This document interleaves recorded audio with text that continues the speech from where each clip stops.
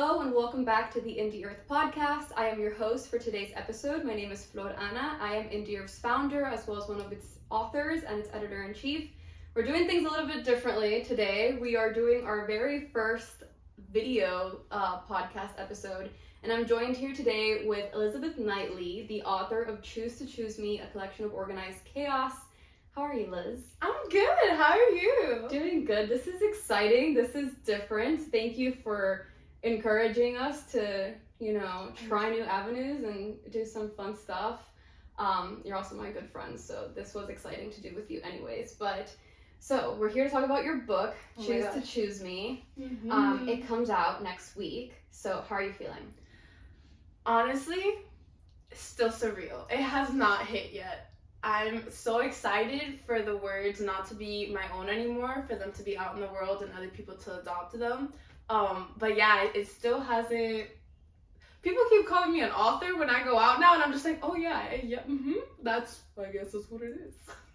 Honestly, I feel like it didn't hit me for a while. When I came out with my first book, I was just like, oh, this is out now in the world. But I did things very differently, and I say this like all the time that I did not do things correctly. I literally posted about my book coming out the day it came out, and then I was just like, my book's out in the world, guys. And they were like, you right? Question mark. But it's right here. Yeah, you live and you learn, man. So, published author. It's still surreal, but how do you feel like your book is going to, impact the literary world? And how do you feel that your book is different from anything else out there in the market besides having a gorgeous cover? And for those of you guys, by the time that you're listening to this, you'll be able to still pre-order Choose to Choose Me. But it's a very different type of poetry collection. Every single poem has at least one song. So I want to ask you about that and kind of like pick your brain as to why you chose to go this route, because it's very different but also very curated and vulnerable. So I'd just love to know more. Oh my god, perfect. I'm so glad you asked. These questions are so good.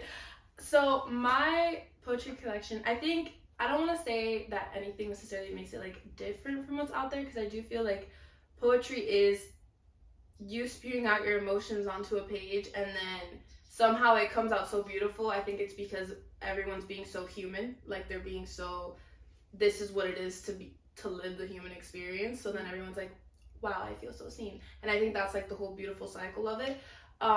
But what I do know that my poetry book offers that I wanted it to offer was just complete and utter transparency, vulnerability, and understanding. I wanted it to kind of be like good medicine, because for me, words are medicine. Like not just writing them, but reading them and being like, oh, I feel so seen and understood. This big emotion was captured so beautifully. I'm not alone.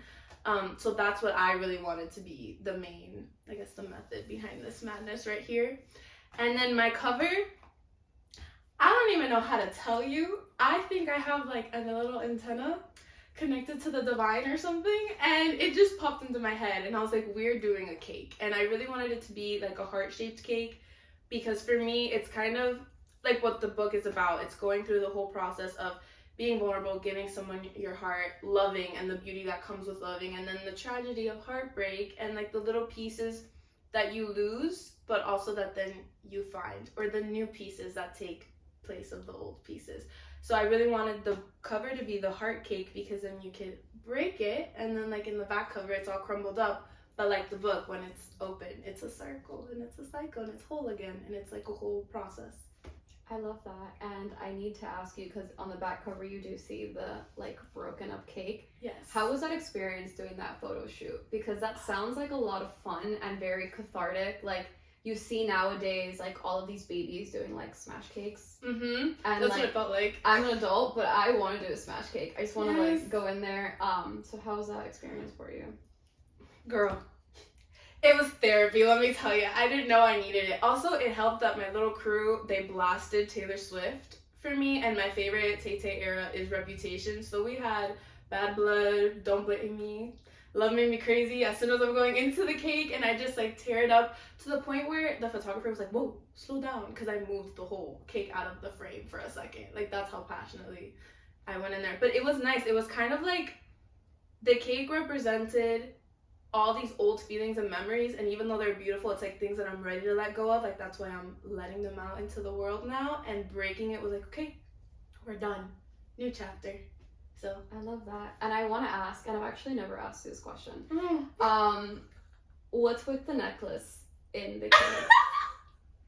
And if that's too personal, we can let it go. But I'm very curious, and like now that we're talking about it, I just kind of wanted to know. I know that this is a very vulnerable collection for you to release. It's your debut, and you're just putting your heart out there. Full heart, Full heart, soul, everything. You're very vulnerable, and you're very open about, you know, having two loves and writing about them and all of these different things. So are you comfortable talking about them? I mean, we can talk about it. I love being messy. I don't know if you're comfortable talking about the necklace in there, but I think that's something that's very eye-catching, because it's like all of a sudden, like, I don't know, my brain goes to, was that in there the whole time? Or, and this is just like photography questions, but I'm very curious. Yeah, go ahead. It was actually, it's so funny. I swear my little team knows me better than I know myself, because I had been debating it back and forth in my head. I was like, I want that necklace in there some way, somehow. We'll get into what that necklace means in a second. And then finally, when I'm finally to the point where like I am knee deep in this cake and it's all crumbled up and like we're about to wrap up the shot, one of my friends is like, do we put the necklace in? And I was like, take the necklace. I was wearing it. I was like, take it off. Put it in. It needs to be in there. This is the decision. So the necklace was given to me by one of my muses. Also, you don't have to say which one if you no, never. I would never. I can't be that messy. Also, literally the most important person, experience, human connection I've ever had to date. So this necklace is my heart. If I RIP'd and I have to take jewelry into the casket with me, it would be this necklace. And I really wanted it in there because partly it has to do with the heartbreak, it has to do with the music, it's connected to the whole piece, and like I said, the cake is smushed like the way your heart breaks, but then it's also a cycle, and there's hope for like new beginnings, and I hope that there is still new beginnings with that necklace. So that's why I put it in there. I love it. It's such a personal little touch, and there's so much there's so much of you in this book, and as I've gotten to know you, like I see that more and more, and I absolutely love that, because you can't avoid that. Like you can, but I feel like you shouldn't, because the more you showcase who you really are in your writing, the more people can relate and connect, and the more your writing can resonate and just like be lifted higher into the universe. Yeah. But I want to ask you, like, because I feel like there was a lot of healing that came with writing this book. So what was the writing process like for you, and how do you feel now that the book is going to be out in the world, and, you know, versus how you started when you were first starting to write it?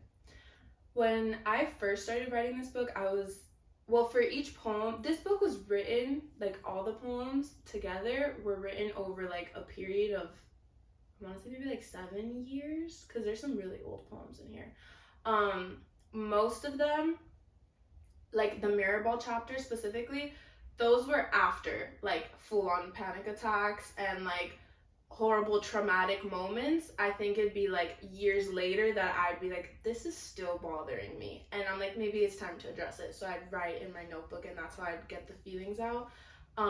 A lot of the heartbreak poems, like the Gold Rush chapter and the Archer chapter, those were when you're like desperately in love, like desperate, hopeless heartbreak that like physically hurts in your chest, and I just was desperate for a fix. I didn't know what to do, and I was like, I need to spew this somewhere, like I need to get rid of the poison, like it's too much. And that was just in the moment, like grab my phone, like I would be like tortured by thoughts. I can't get to sleep, wake up, it's 4 a.m, this thought is still in my head, I'm writing. I just get up, start writing.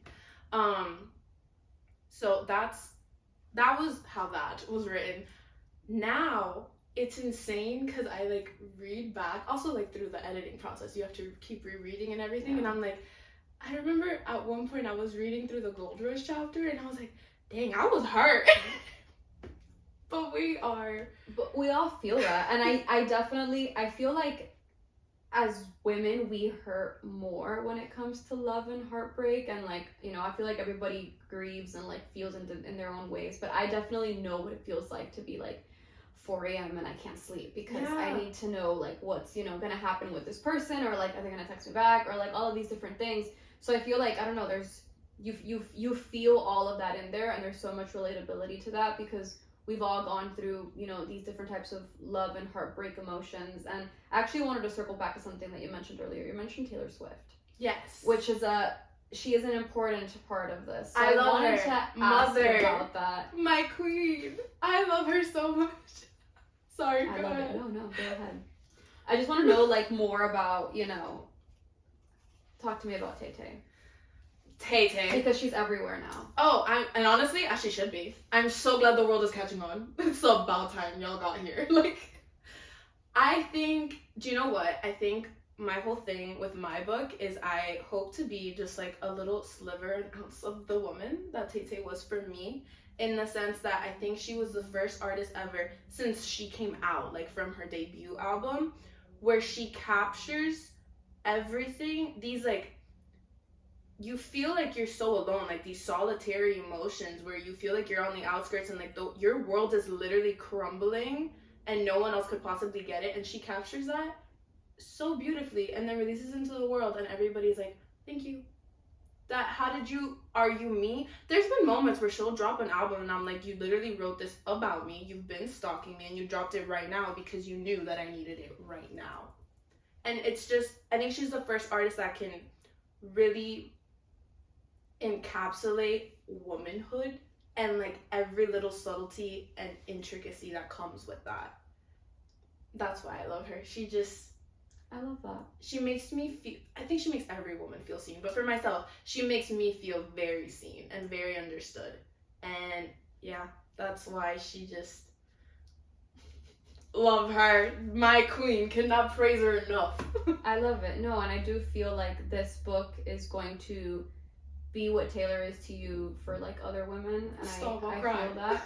No, I'm being honest, and I feel like you can see that level of like inspiration because there's a lot of your poems that do feel like song lyrics, and they're very lyrical. And we've talked about this, and like, you know, I feel like for anybody listening, you know, I think Halsey's book, I forget the title of it.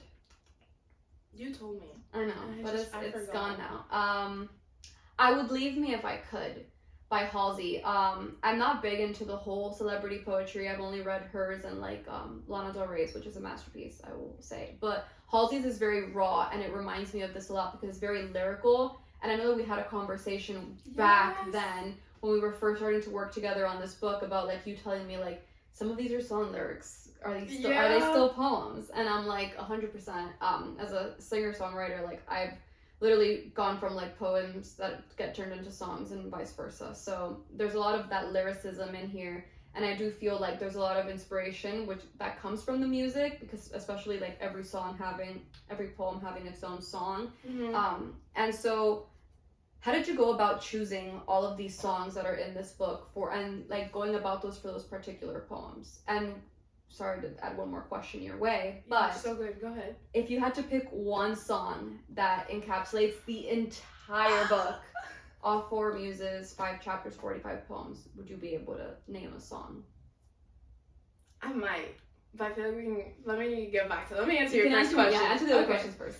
How I picked each song, girl, I've always, I think also, when you get the book and you read it in the beginning, I even say I've always been the type of person where I feel like sometimes speaking cannot express myself, cannot find the right words, but through a song, like I'll find a song that just captures everything, says everything I need to say so beautifully and so deeply that I'm like, I'm gonna send it, and that's me talking. Like the song is how I speak.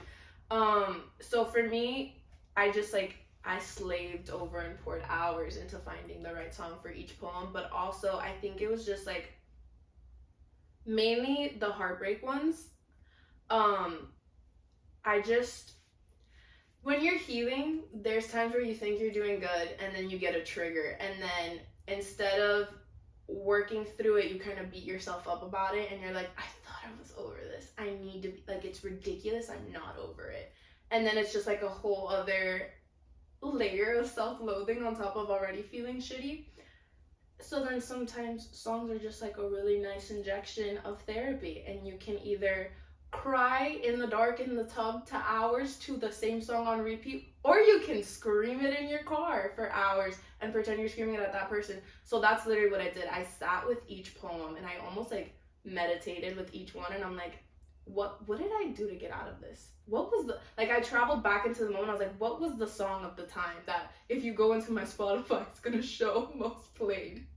And that's literally what I did. And then I also wanted to add like even more of an extra personal touch for the readers, and I was like, what is that one chorus, that one verse that really, what I really screamed at the top of my lungs or really just cried to? And that's where I would put little timestamps, and that's what I did in the book, so the readers could really feel it with the specific parts that just cut you open. Yeah, no, and I like, there's so much time and energy and love went into making this, and it's there, it's visible, you could see it. Like, your advanced readers, you know, they wrote about it in their praise about how sweet. You really were able to see that. There was even one, I can't remember what it said.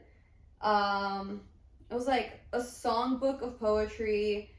Let me go with you. Where are we traveling to? Where are we? I don't know. Hold on.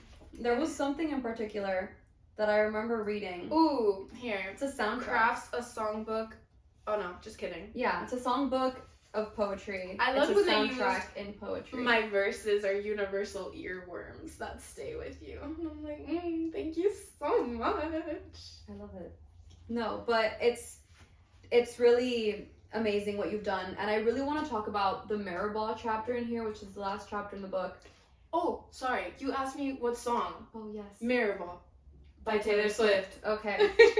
I figured, but I wanted to ask. Of course, yes. But Mirrorball, I feel like, is a really important chapter, because it's solely your chapter. So, as on brand as it can be, organized chaos. We've just experienced a little bit of chaos, and our camera ran out of storage. If it, honestly, if there wasn't chaos, it wouldn't be on brand for me. It had to be a little chaotic. Listen, I tell everybody when like these podcast episodes get released, I don't edit them. Obviously, I'm gonna have to edit these two pieces together, but I don't edit it because I like that rawness, and I like, you know, that ability for like readers and listeners to just be like, I'm really sitting down with the author and like hearing, like, listen, I'm part of this conversation in a way. I don't want it to be polished. That's what I love about you. I want it to be like, you're sitting there with me. Like, you're really getting to know us. No filter, no mask. It's a very natural conversation. So we had a bit of a technical difficulty, but where we last left off was me going in on asking you specifically about the chapters. So I wanted to start with what I thought was the most important chapter, which is Mirrorball. And that's basically the chapter that, these are poems about yourself, for people to resonate with and kind of connect to themselves on a deeper level. So I wanted to ask you about Mirrorball and just like, you know, open the pages and talk to us about it. So Mirrorball is arguably, I think, my most important chapter. I think it's also my most candid one, where I really like peel back the layers, rip off my mask. It's the, like I was saying, I think it's the most important chapter to have out in the world. Like, those are the words and the poems that really need to be out there for people. It's also the one that I'm most terrified of releasing, just because I'm naked. Like, it's really is just me. But that's what will resonate with people. Because they'll be able to see themselves in your experience, and they'll be able to feel like they're not alone in going through different things. You talk about some very sensitive topics in the Mirrorball chapter. And first of all, I want to praise you for having the guts to put that out there. Because it takes a lot of courage to, you know, it's one thing to write about these things for yourself, but it takes a lot of courage to put them out in the world. But you're really showcasing to your reader, like, if you're going through this, I'm here to hold your hand and like make you feel like you're not alone. And I think that those are really important, you know, pieces of poems in this collection. I know that there's some that I personally like really felt seen and related to, so I want to thank you for that, because it's true, like, you know, poetry is such a vulnerable thing in general, and so being able to relate and connect with one another and, you know, feel seen and heard and just connected to each other, to the universe, to everything in general, I think is so important. But I also wanted to ask about the other, you know, the muses and the other chapters in this book. So we're gonna work our way backwards. Oh, okay. So we just talked about Maribel, and I want to ask about, there's one poem in this book, Yes. in one section. In one whole chapter by itself. That's it. Just one poem that's a whole chapter by itself, and it's I Forgot That You Existed. So, which I think is funny, because when the camera stopped, I was like, you mentioned like, oh, are you gonna remember? You're gonna bring this up, and I was like, Yeah. I forgot. Do you know what's funny? We always forget though, because even when we were editing or like when we were making social videos and things like that, I would always forget to make one for this chapter, and I really forgot it existed, man. So let's talk about it. It's in here. It's So in here. So it's not that forgotten, because Yes. it's in here and it's out in the world. Because it needed, I felt like you don't become who you're meant to be without certain experiences, certain lessons. Everything happens for a reason, right? And then all of that is meant as like character development, to build you, to grow you. And I just really felt like I needed to like pay a tribute, or like it was like an ode to what life was like before living, like before I was really alive and awake and like living life, I think is the best way to really put it. And it was a long amount of time, like it was a long period, but it, in hindsight now, you were dead, you were like a zombie, so it just needed a little footnote, because without that period of dormancy, I wouldn't know how to appreciate all the vibrancy. Yeah. That's beautiful. Thanks. I love that. You said that really nicely. Oh, thank you. So, The Archer. The Archer. Let's talk about it. Let's talk about it. That is me talking. At this point, everybody knows that Gold Rush is a human and Daylight is another human. So The Archer is me speaking to both of these humans at once. And I thought it was really funny because these two muses in tandem are not at the same level of depth at all. I don't care if that sounds a little mean. We love the honesty. It's just, I'm gonna just skip ahead so that I can best explain it. Daylight was kind of like when you get out of like really heavy, sometimes dark, like, because light brings dark things sometimes. That's how you grow, that's how you heal, that's how you work through things. So you're getting out of like this like tail end of like this darkness of this pit where you think you hit rock bottom and you don't know how to get out of this stickiness. And so you have like a nice little shot of espresso, like a quick little respite. Un cafecito. Un cafecito, man. And that's honestly all it is, but you appreciate that that's what it's meant to be, because without it, you wouldn't be able to keep going. Like, you would be stuck in the dark. It's like a nightlight in the cave. You're still in the cave, but like there's a little bit of light now. So with Daylight, because of that, you kind of, things that you think you healed from in the stickiness, they get triggered in other situations, and then maybe the triggers aren't as big, like they're little triggers, but you realize like, oh, this is still like a sore spot, or these are still things that I thought I addressed, like wounds that I thought I had licked that I did not. So even though it wasn't at the same magnitude as like maybe with Gold Rush, it was still things that I noticed were patterns that kept showing up, and that's why I wanted to address them in The Archer. But yeah, that's I think that I love how you organize this. Thank because you. like for you it's very clear like who these muses are, and I like that there's a level of like confidentiality. You know, you're not throwing anybody under the bus, I would never. but you are in a way for like the things you've written, but they're very, you know, it's just for you, and like your readers will be able to relate to that based on the relationships that they've had.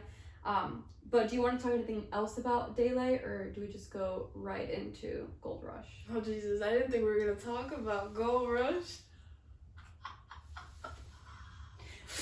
Well, we don't have to if you don't want to. Baby, I'm a messy little girl. We so can. I just wasn't prepared. Well, we're going through the chapters, and it's the chapters. It's the number one. Yeah. Do you want a little secret? Go for it.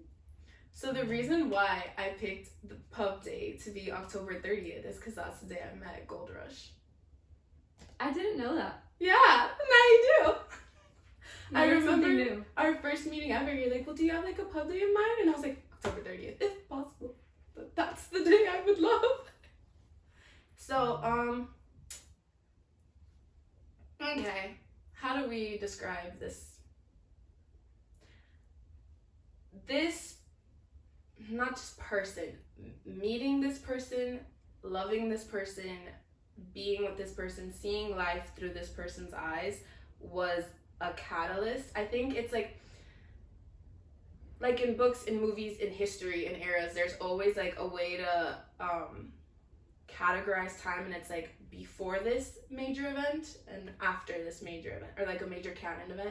So it was literally life before Gold Rush and then life after Gold Rush. And Gold Rush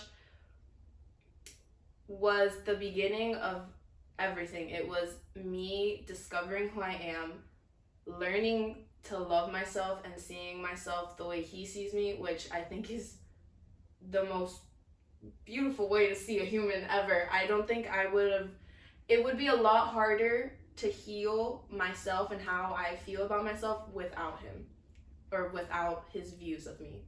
And me turning into the woman I am today, who I am, how I see the world, everything, how I think now, it's healthier, more beautiful, more in tune. I want to say like más puro. I don't know how to say that in English. More pure. Yeah, no, but I get what you're saying. I feel like, because I've been like there. sin maldad. Yeah.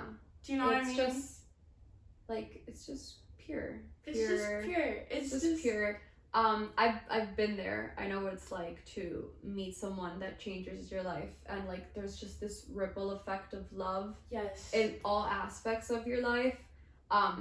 And it's a beautiful thing to experience. So I know what it's like to have this person. Like I have my own, person like this, and I think that, I don't know, it's just just as an important chapter in a way as Mirrorball, because you would not have gotten to Mirrorball probably, and correct me if I'm wrong. No, you're so right. But you would not have gotten to Mirrorball if it wasn't for Gold Rush. So, I think that's, I don't know, there's so much depth in this book, and I feel like it's a beautiful debut into you and who you are and the things that you've experienced. And so I'm super excited for people to read it and just like begin seeing your work and your poetry, because it speaks volumes. Thanks. And so I want to ask you, like, what do you want your readers to take out of reading this book? You're not alone is my main one. And then 2, the world sucks, right? It does. Like, it's beautiful. There's don't always focus on the bad. There's amazing, incredible things in the world. That's why we're here, it's to experience them. Again, that's how I think. Like, we are spiritual beings having a human experience, right? I love it. Right? Okay. I say that all the time too. Yes. So that is what it is. Of course, the world does suck sometimes, but just remember, what helps it suck a little less is like when you're suffering, or when it's like really dark and icky, being like, oh, the depth and magnitude that I feel right now, I could only feel this as a human. And that's kind of beautiful, and it makes the suffering kind of worth it. And then afterward, the amazing like sunshine that comes after, it just, you wouldn't be able to appreciate all the vibrancy and color in life without that darkness. So it's kind of like it's like a give and take, but it's the most beautiful balance ever. And then you also have people like me putting their whole heart and soul in a book to be like, here, you're so not alone. Let's appreciate darkness together and appreciate light together. Yeah. the duality of everything, you know? Cool. Duality, baby. I say that all the time. Me too. I have it tattooed. Like, and I think it's so important because people forget that. People forget that, like, there are good days, there are bad days. Yeah. There's good moments, bad moments. There's hurt and there's euphoria that you can't even, like, you know, fathom. Exactly. So I think that you do a beautiful job of exploring both of these ends of different things and bringing everything together. And I always love to ask this question. Anybody that's listened to me host this podcast knows, if you had to give advice to any writer out there listening, what advice would that be? It's funny, I got asked this question earlier today. Just write. Like, just do it. Like Nike. Just do it. I don't care how you do it. Open your notes in your phone. I don't care if you have a scrap piece of paper and you just start writing. I don't care if you, like me, sometimes so that I won't forget something that sounds really good, I'll turn it into a little song. I've done that too, you know? Yes, baby! Yes. But just write, because I think the problem is you psych yourself out or you make it so much bigger in your head and then it never gets out of your head and it just, then the world is deprived of that, or then you have to carry that. So the moment you just put it out, then it's not so big and scary anymore. And now you have something beautiful to share, or you have crap that you can work on and make beautiful. Yeah, I love that. And we had talked about it before, and I think it's a great thing to mention to your listeners and like to your readers and the listeners of this podcast episode. There is space under the songs. Feel free to Liz therapy, baby. Liz says it. You can graffiti the book. Graffiti the book. Make it your own. What did I say? Good medicine. Okay. Pretend I am here talking to you. I am your doctor. Let's work through this together. Journal. Yeah, I love that because, you know, I came out with Nurture Temple, and that's like a whole love Nurture journal Temple of its own. That's actually how we met. That is how we met. Yes. That's how we met. It goes back to that, and it goes back to self-love and self-care, which is also prevalent in this. So feel free to use this as a guide. I think that it's so true. Just write, just do it. Yeah. It's something that I tell myself all the time. Mm-hmm. I'm like, just, you gotta write. You gotta write. You just know, find time. Make time. Make time. Make time. If you can't find time, make time. Even if, like, I have a habit of, you know, I have a notebook in my car. I have a car notebook. It's like this tiny little thing. It's like all old and scratchy. That's but perfect. You know, it's sometimes you never know where inspiration's gonna strike. And I feel like as long as you jot down that little piece of inspiration, you can develop it into something more beautiful further down the line. If I can get a little gross, it's easy to make time. Everybody has to use the bathroom at some point. While you're on the toilet scrolling through TikTok, just open your notepad really quick and just boop, boop, boop, and then go back to scrolling on TikTok. And then you wrote every day. That's true. There you go. There you go. Look at that. Words of wisdom. Words of wisdom. I try my best. Yes. So, choose to choose me out into the world. What are your plans now? Do you have anything that you're working on? Do you have any events upcoming? What can we know? You can know everything. So upcoming events, I have a book signing at Books and Books November 2nd at 6:30. Haha.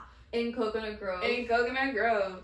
Tickets are on sale in the on Eventbrite, on Books and Books' website, as well as on the Indie Earth link in bio. It's also going to be linked in the description of this episode. Oh my god, that's so beautiful. So you can, you know, if you're in the Miami, Florida area, you can come join us. Liz is going to be reading from the book.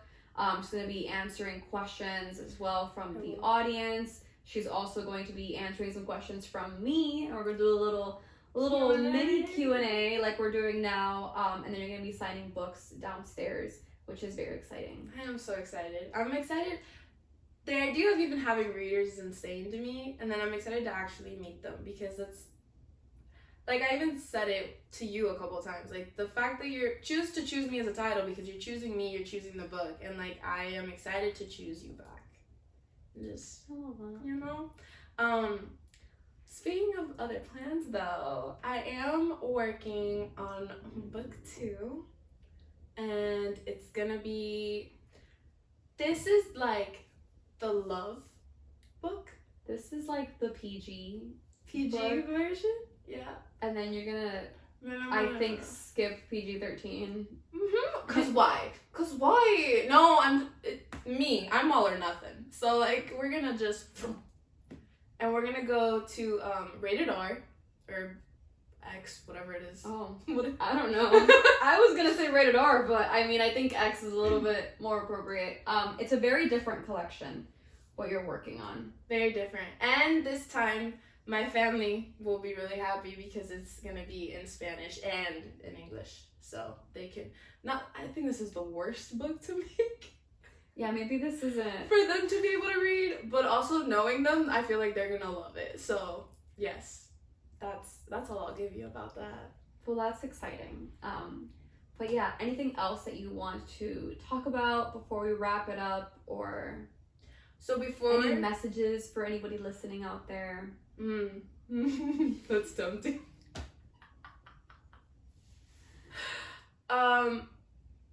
Messages.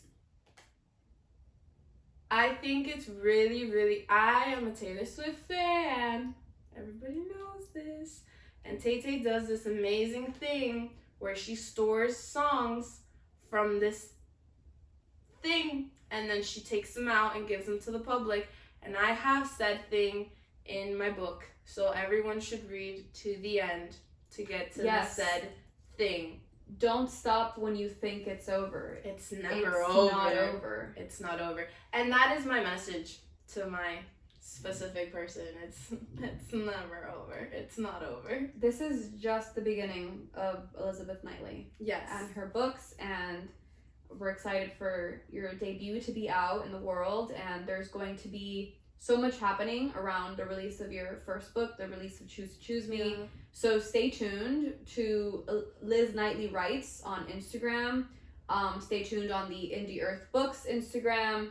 There's going to be giveaways and So merchandise giveaways, more exclusive content, a lot of different things. Yeah. Liz is our I don't want to say you're a little guinea pig, but you're doing a lot of different things with Indie Earth, and I'm just excited. Exciting things. Here. Just happy to be here. I'm happy to have you here. We've become really good friends, and I'm very grateful for you.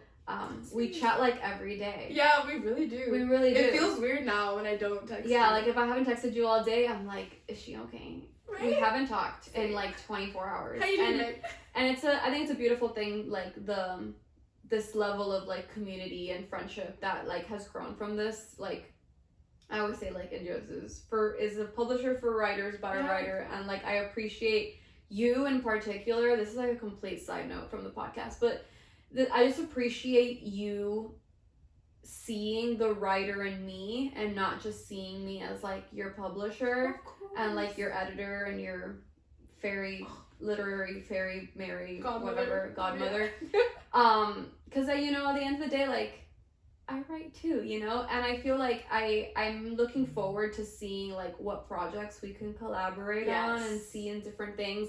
And I know you don't want to talk about the title of your next book, but I'm super excited for that because I think that the title, I mean, it's a little bit in your face, but we're not gonna say it what it is. We're gonna keep it a little bit of a surprise. But I'm very excited because I think it's very catchy. But I do, just appreciate you starting something new, and I personally want to see more of our Indie Earth authors, being able to connect with readers and listeners in a different way through more video settings and like all of these different things. And we're paving new ways, we're starting new things, we're figuring it all out as we go. But I'm excited to just jump in.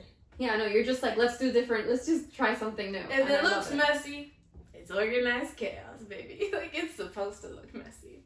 Yes, this was all planned. It was planned for the camera to run out of storage. It was planned for the studio to get canceled. It was planned for the original studio to get canceled.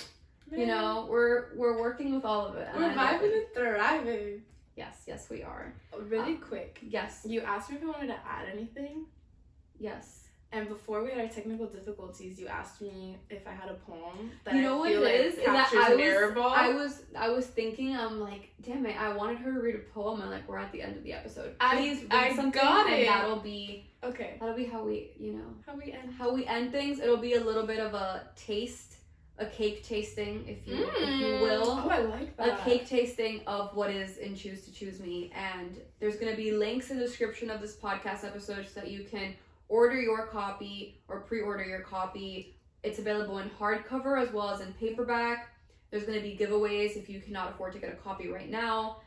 There's so much in store. You can also get a copy during Liz's book signing event. Book tours will be happening. Book tours are happening in the future. Hopefully this summer. We're going to go out there. It's happening. It's happening. We're doing it. We're doing it. We're going to be out I'm there. going to drag you. You don't have a choice. I mean, I want to go. It's not. Girl, we're gonna tour together. It's I know. Gonna be I'm super excited about that. A joint thing, because our books match, but yes, which was not coordinated, but it just happened because life is funny. But yes, please. Okay. All right, here we go. Enlighten us with your words. Wait, let me know what page it is so I can read it. 81.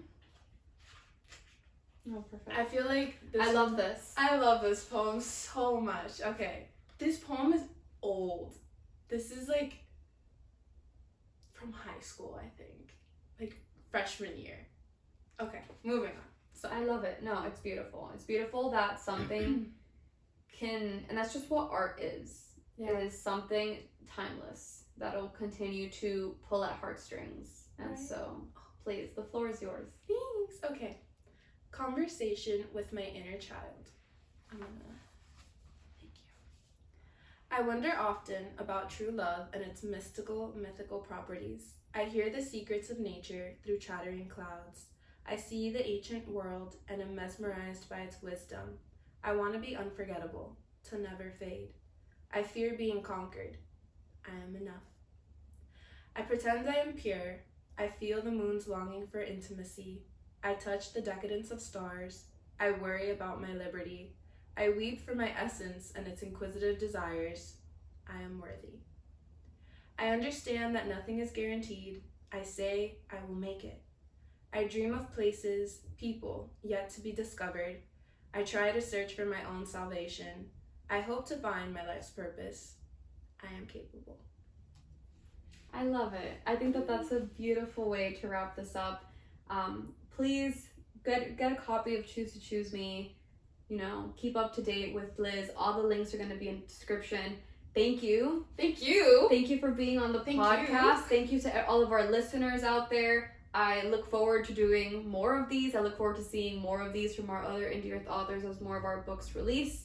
And thank you so much for listening. We'll see you guys on the next episode. Bye.